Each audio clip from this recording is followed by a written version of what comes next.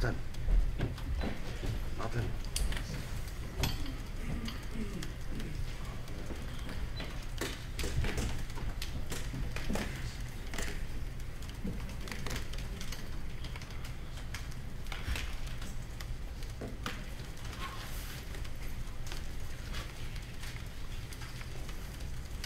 Afternoon. What have we made of it? Obviously we've come away from home to the champions. We wanted to give ourselves an opportunity to win the game. That's what it's about. You know, there's 38 games in the Barclays Premier League, and you've got to find ways to win. It's always challenging away from home. We're a team that for the last 2 seasons have got back-to-back promotions, and we're used to winning consistently. We know this year is going to be massively challenging. We've got to come up with ways and find ways to give ourselves an opportunity to do that. We've worked on a different formation through pre-season. We know that when we come away from home, teams are going to have a fair bit of possession of the football. Our defenders have just played against the best forward line they've ever played against in their careers, and I thought they've acquitted themselves ever so well. Man City only conceded 12 goals at home last season, and we just put 2 past them. They only drew 1 game last season. They've won one again today because that's what it's all about. It's about winning. But our players should gain some confidence from it. We've gone and scored 2 goals. Ricky Lambert, fantastic goal from him. It's a dream for him. It's a big call to leave him out the starting 11, but the players are well aware that it's not about 11. It's about the impact that can be made coming off the bench, and that's what we call them, the impact players. I'll be very, very surprised if we don't use 3 substitutions in every game, because that's how demanding the Barclays Premier League is going to be.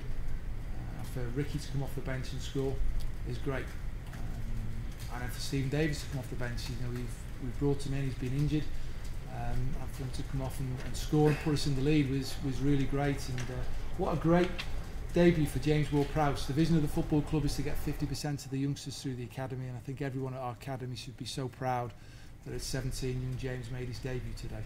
I thought he was outstanding.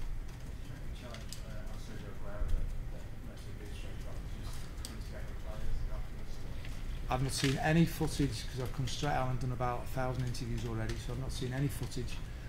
From where I am in the dugout, it's not a great view, I think it's fair to say. Hopefully he's not hurt too bad from my point of view. I wouldn't have thought it was a challenge that was malicious in any way, shape or form. And obviously no one likes to see anybody getting stretched off. But you wouldn't have seen the Tedes goal which looks offside? I've not seen anything. Somebody else said it was offside. What can you do? The officials have got a very hard task, and is it onside, is it offside? I've not seen it.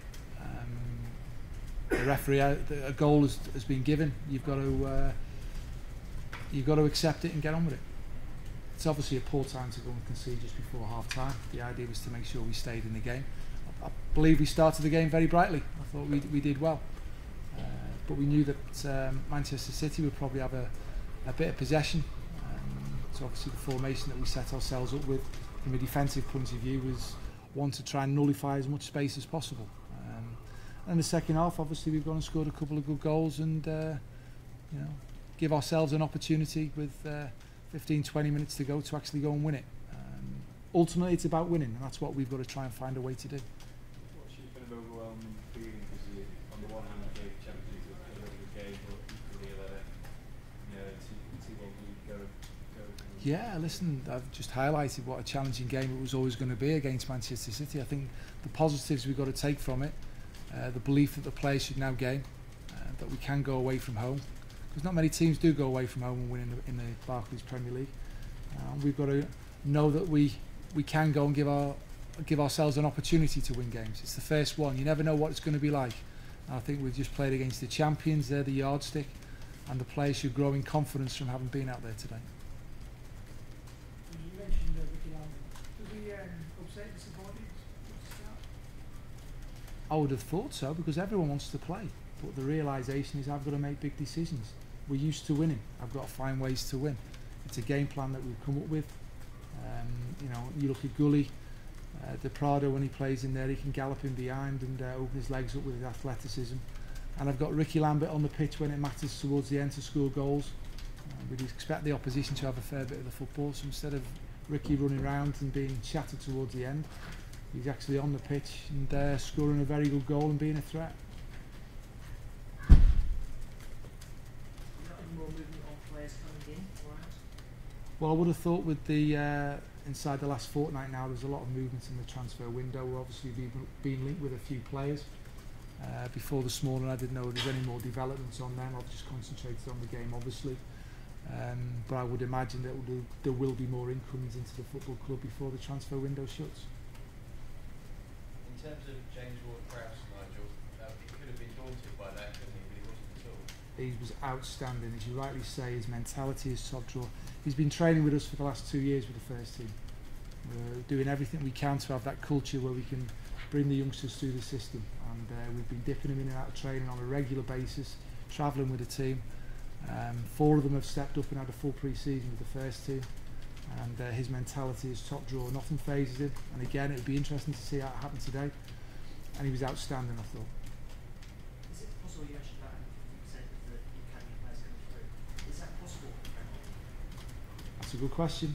That's something that that's the vision of the football club. We're going to strive to do that. When that will happen, who knows? But that's what we've got to strive to do. There's a great infrastructure at Southampton. The vision's been put in place. We're spending a lot of time on our academy. There has to be a pathway for the youngsters to get through to the first team, and I've got to be brave enough to play them. And it's about winning. We've got to win games of football. I'm well aware of that. But we've also got a vision of the football club, and I've got to be brave enough to go and give them players an opportunity to get into the team. It's a two-way thing, otherwise let's not have the vision.